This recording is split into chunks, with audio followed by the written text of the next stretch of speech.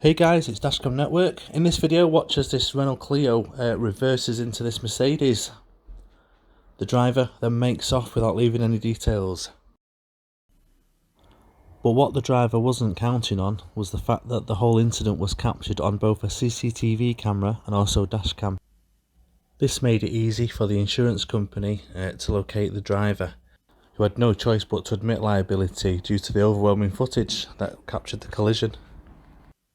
And it's a good job really, because the damage caused cost £2,600 to repair, which is quite a hefty bill to pay. As always, thanks for watching, and don't forget to give us a subscribe and leave a comment, tell us what you think.